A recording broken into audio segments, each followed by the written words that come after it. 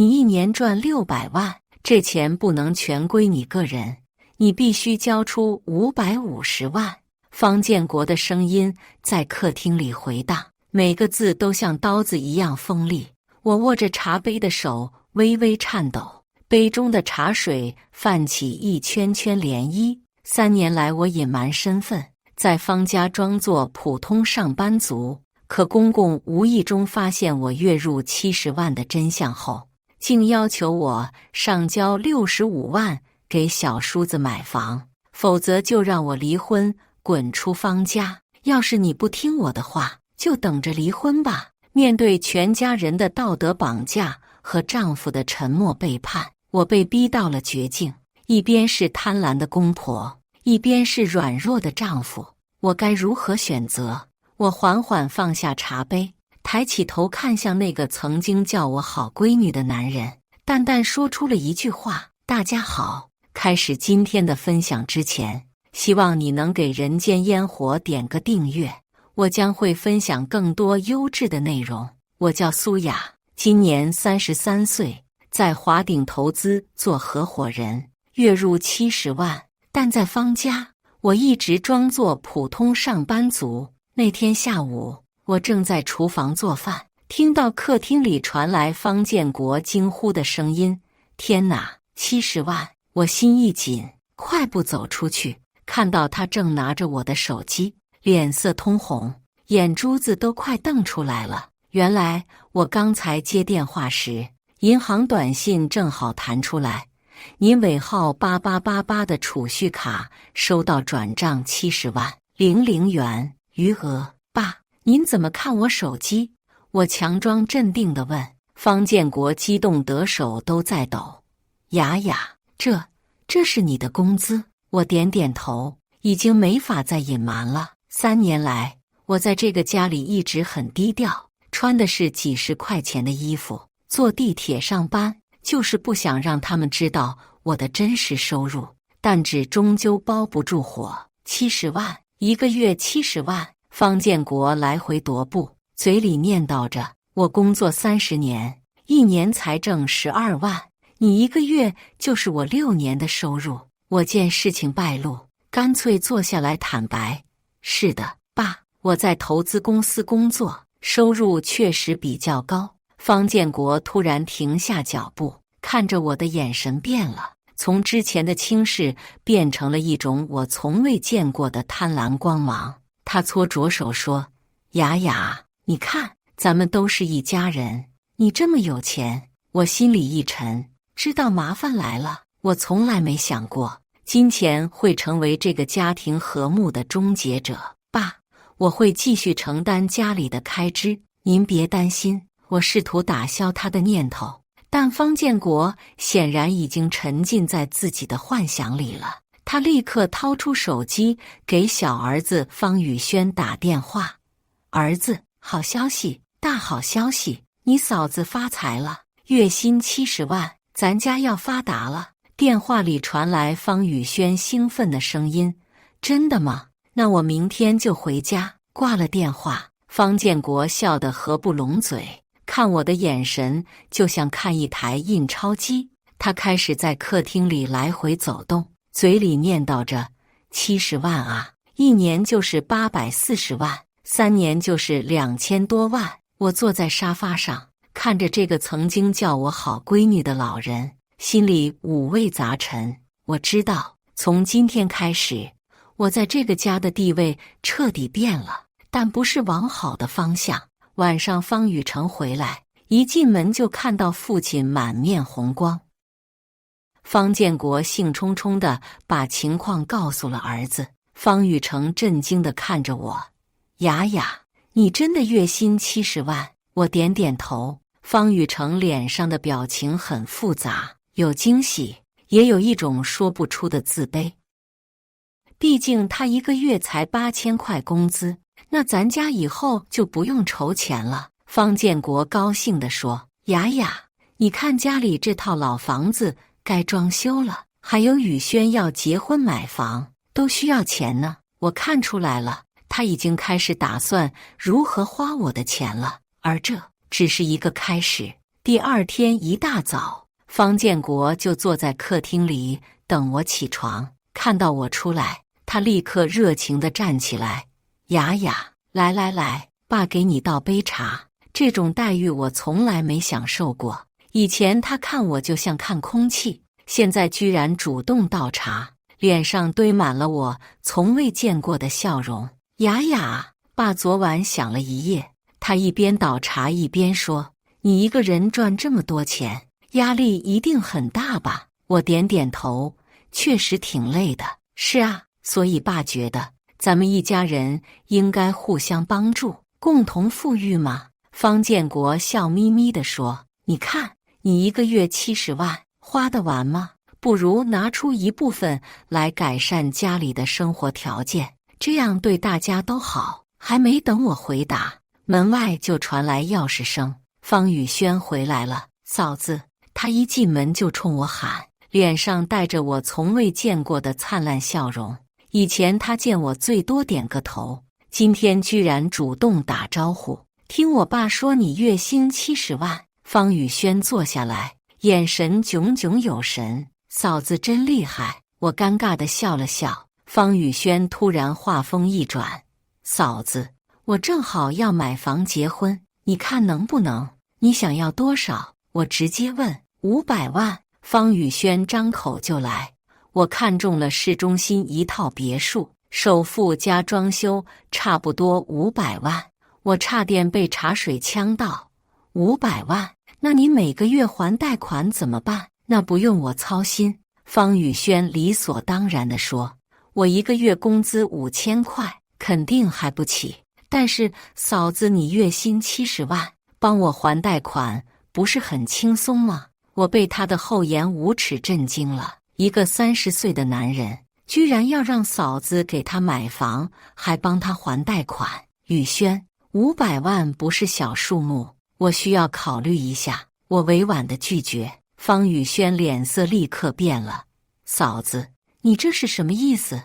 你一个月70万，500万对你来说不就是7个月的工资吗？我们是一家人啊。这时候方建国也加入了进来。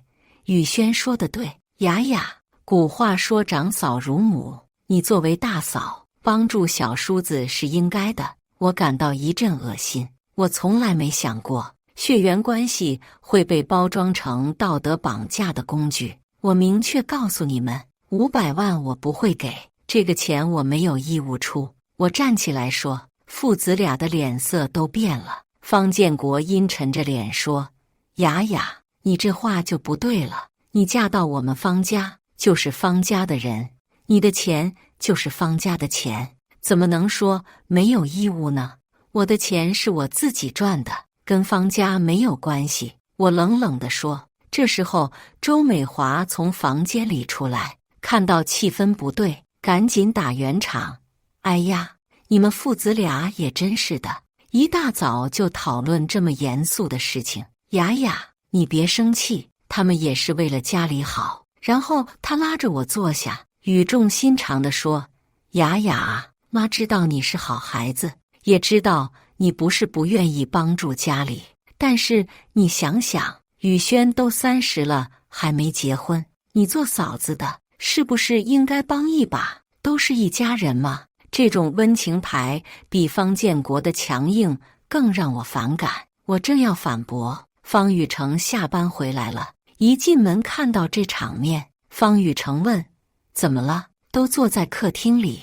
方建国立刻把刚才的对话告诉了儿子，重点强调了我的自私和不顾家。方宇成听完，居然没有为我说话，而是拉着我到一旁小声说：“雅雅，要不你就帮帮弟弟吧，500万对你来说真的不算什么，但对我们家来说意义重大。家和万事兴嘛。”我看着这个和我同床共枕3年的男人，心彻底凉了。接下来的1个星期，方家的气氛变得异常诡异。方建国每天都想方设法跟我聊天，话题总是绕不开钱。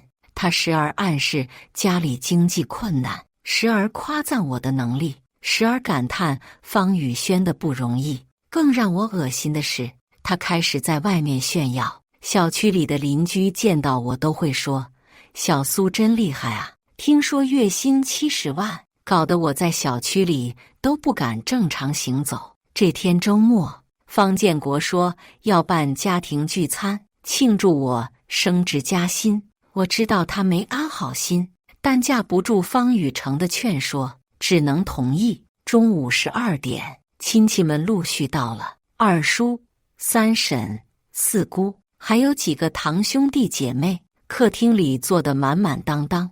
刚开始气氛还算和谐，大家都恭维我工作能力强、前途无量之类的。但饭吃到一半，方建国开始发挥了。各位，今天请大家来，主要是有件事想跟大家商量。方建国站起来说：“我们家雅雅现在月薪70万，这是好事，但我觉得她花钱的观念有问题。”全桌人都看向我。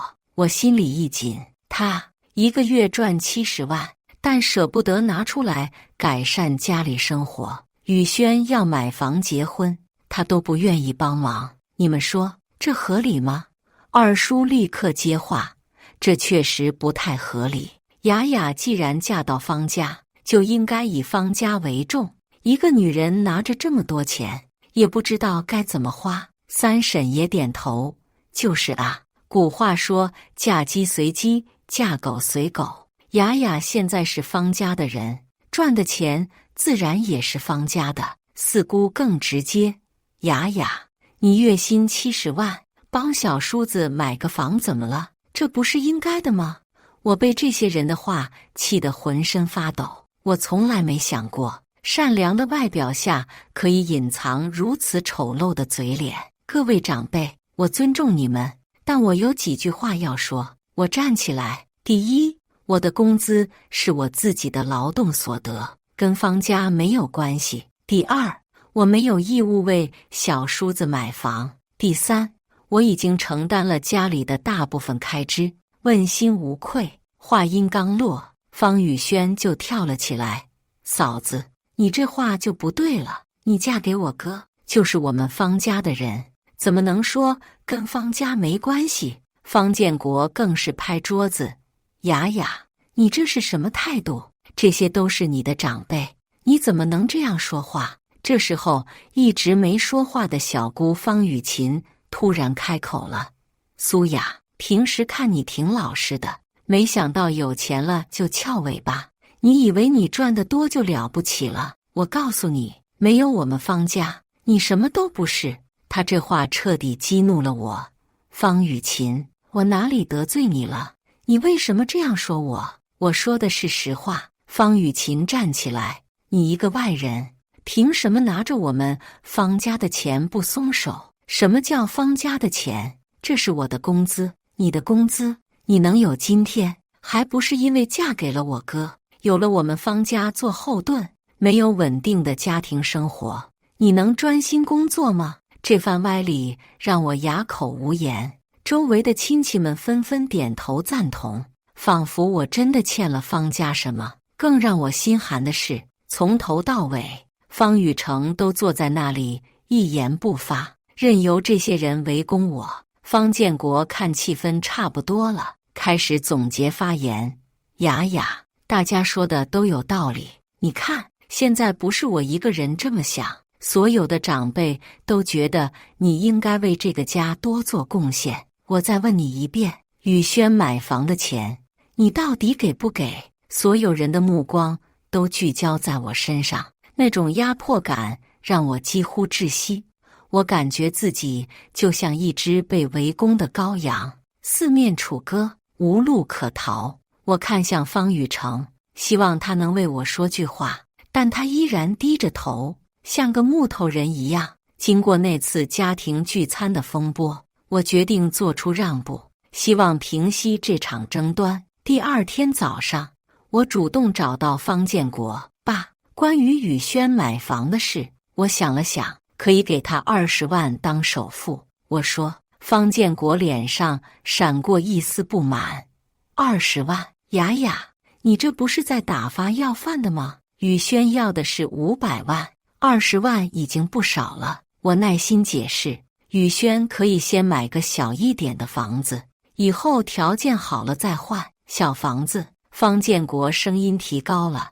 我儿子结婚怎么能住小房子？别人会笑话的。但在我的坚持下，加上周美华从中调解，方建国表面上接受了这个方案。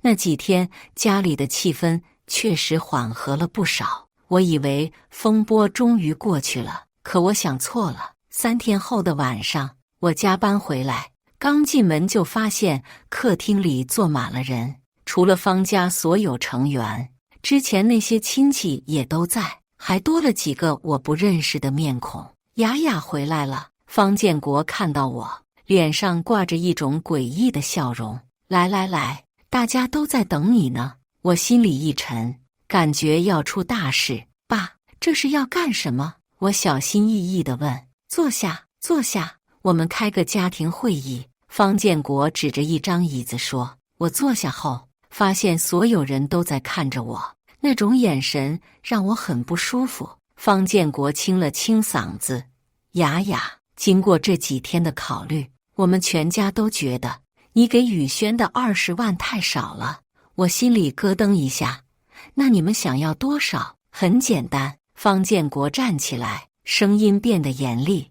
你1个月赚70万，应该拿出65万上交给家里，用来改善全家人的生活。65万，我不敢相信自己的耳朵。爸，您开玩笑吧？我没开玩笑。方建国一拍桌子，你听好了，从下个月开始，你每个月必须上交65万给家里，这些钱要用来给宇轩买房，给我和你妈养老，还要为将来的孙子存教育费。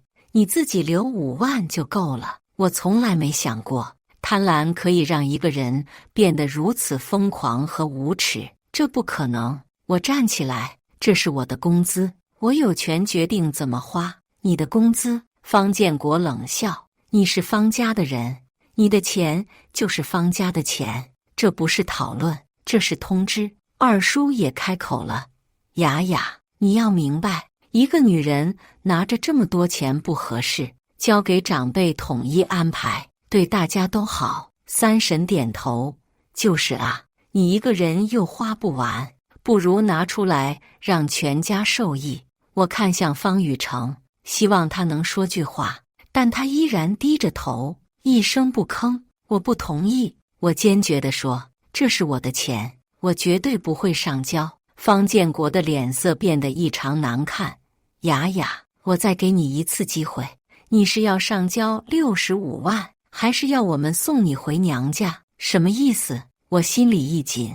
意思很简单，方建国一字一句地说，你要么按我说的做，每个月上交65万给家里，要么就和宇成离婚，立刻滚出方家。这句话如同晴天霹雳，让我瞬间懵了。我怎么也没想到他会说出这样的话。客厅里死一般的寂静，所有人都在等待我的回答。我看向方宇成，他终于抬起了头，但眼神中是我从未见过的复杂。我知道，在这个关键时刻，他选择了沉默，选择了站在父亲一边。宇成，你也是这个意思吗？我颤抖着问。方宇成张了张嘴，想说什么，但最终还是没有说出来。这种沉默比任何话都要伤人。我明白了，在这个关键时刻，我彻底孤立无援了。所有人都屏住了呼吸，等待着我的回答。我缓缓站起身，目光扫过在场的所有人，最后定格在方建国那张贪婪的脸上。我深吸一口气，淡淡地说出了5个字：我不要他了。这5个字轻飘飘地从我嘴里说出来，但却如同炸弹一样在客厅里爆炸。所有人都瞪大了眼睛，不敢相信自己的耳朵。方建国以为自己听错了。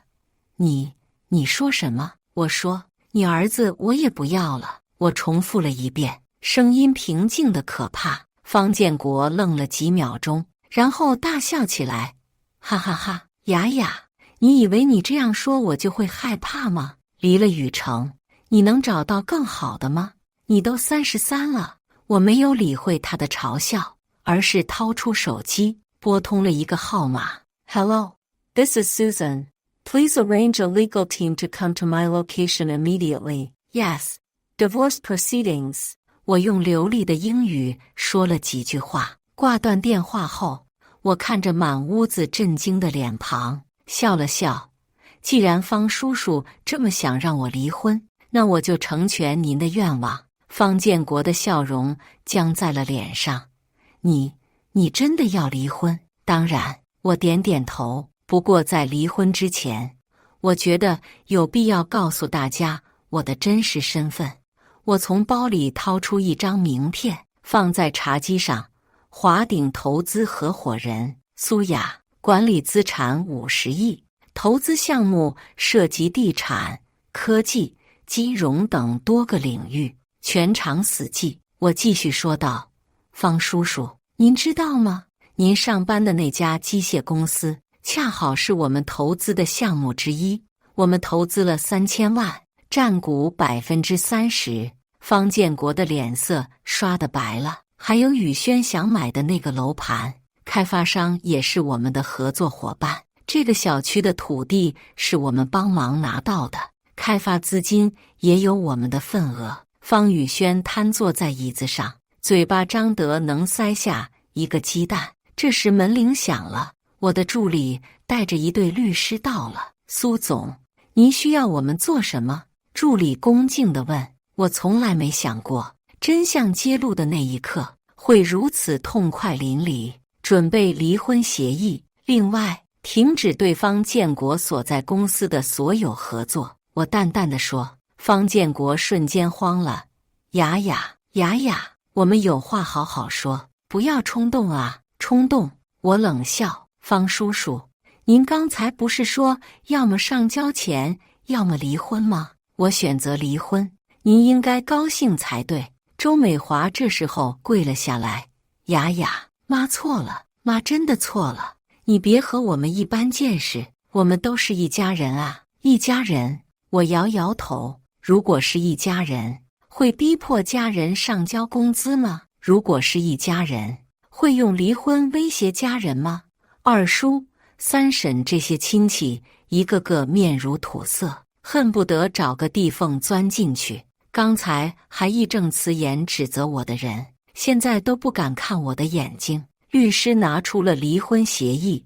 苏女士，按照您的要求，协议已经准备好了。您在婚姻期间的所有收入归您个人所有，不进行财产分割。方宇成这时候终于开口了。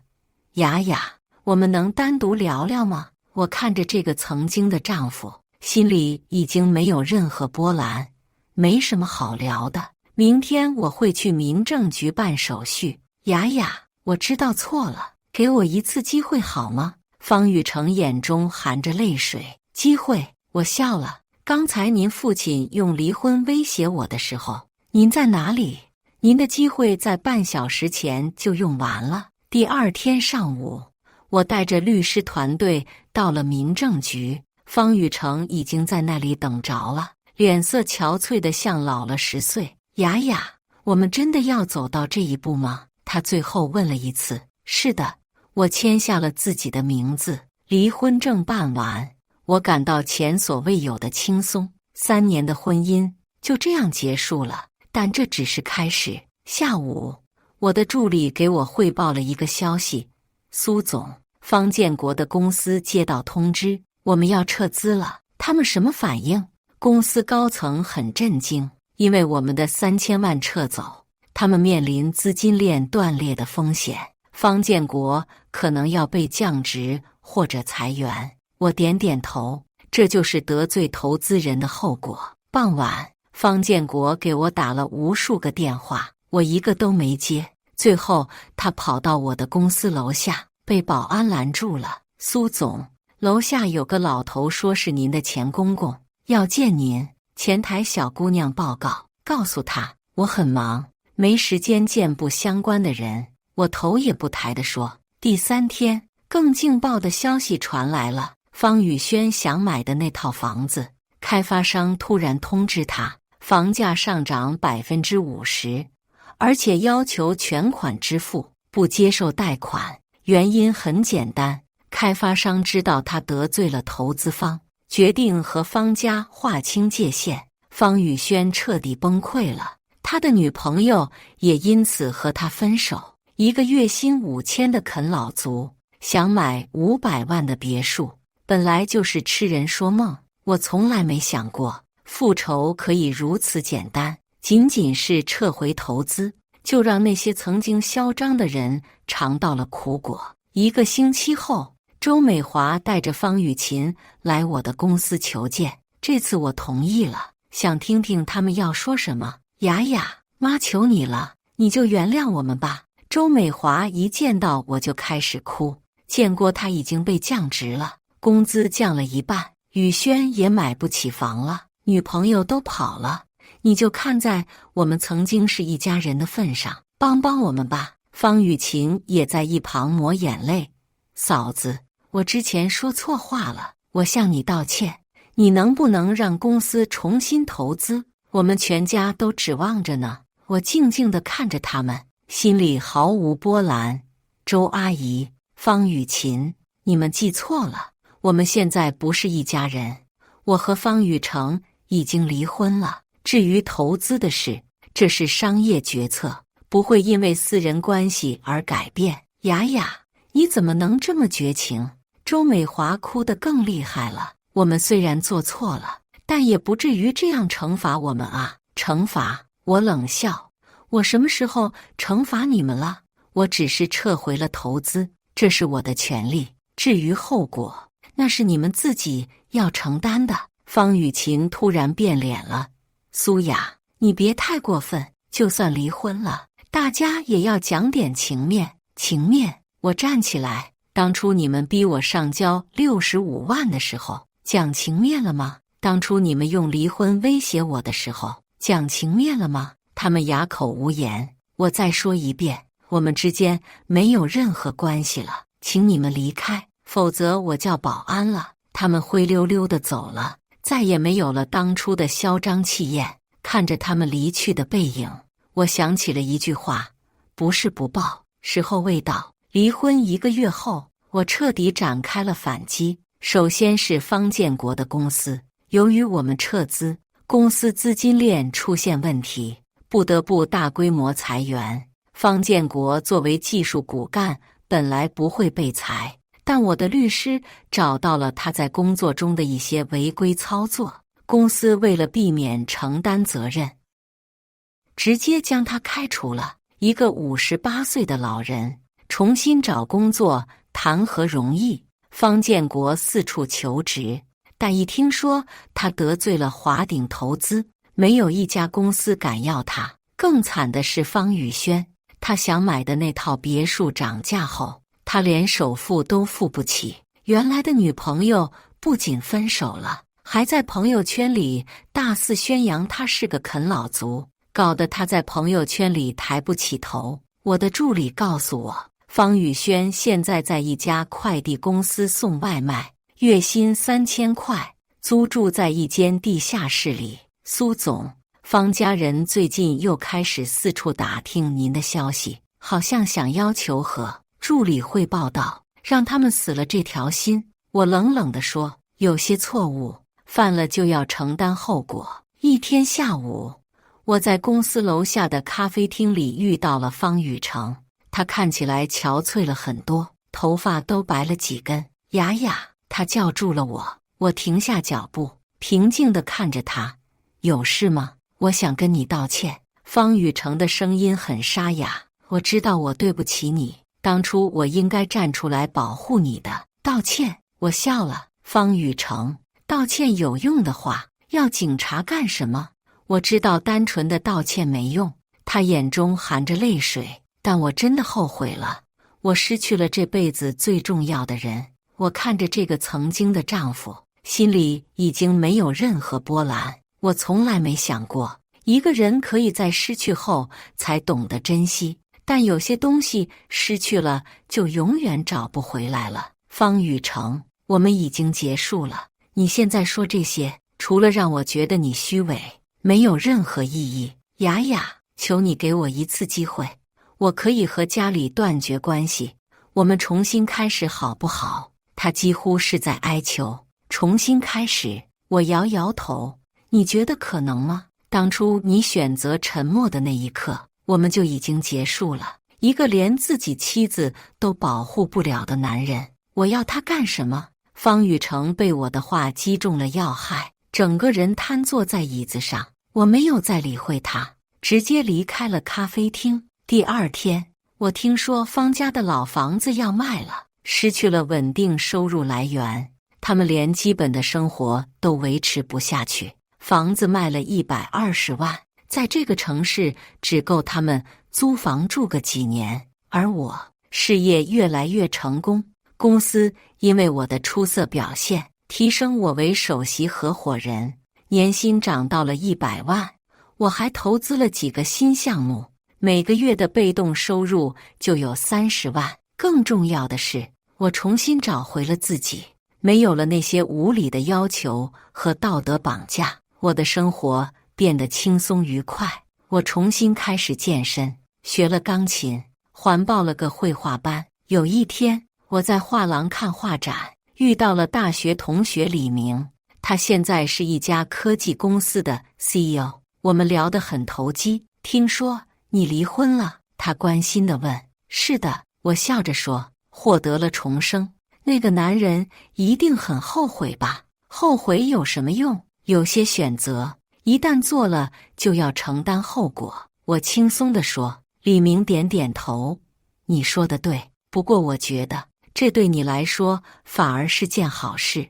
你现在看起来比以前更有魅力了。我笑了笑，没有接话，但心里确实觉得离开方家是我这辈子做过的最正确的决定。离婚1年后，我的生活彻底步入了正轨。华鼎投资在我的主导下，成功投资了3个独角兽企业，公司的资产管理规模从50亿增长到了100亿，我个人的年收入也突破了200万，在业内小有名气。更重要的是，我找到了真正的爱情。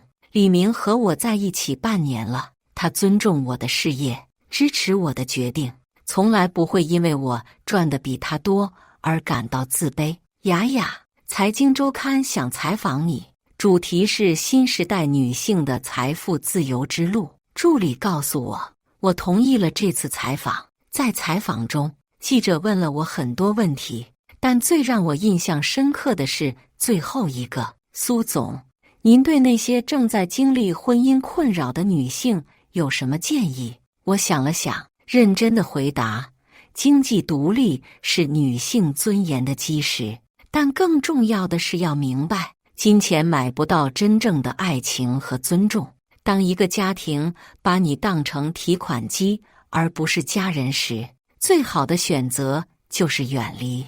那您后悔过吗？毕竟离婚对女性来说，后悔。我笑了，我从来没有后悔过，相反，我感谢那段经历，它让我认清了什么是真正重要的东西。采访结束后，我想起了1年前的那个晚上，如果当时我妥协了，现在的我会是什么样子？可能还在那个压抑的家庭里，每个月上交65万，过着行尸走肉的生活。想到这里，我更加庆幸自己当初的选择。几个月后，我听说方建国生病住院了，方雨成给我发信息，希望我能看在过去的情分上，资助一下医疗费。我看着这条信息，毫不犹豫地删除了。有些人，有些事，已经彻底成为过去时，现在的我有自己的事业，有相爱的人，有完全属于自己的生活。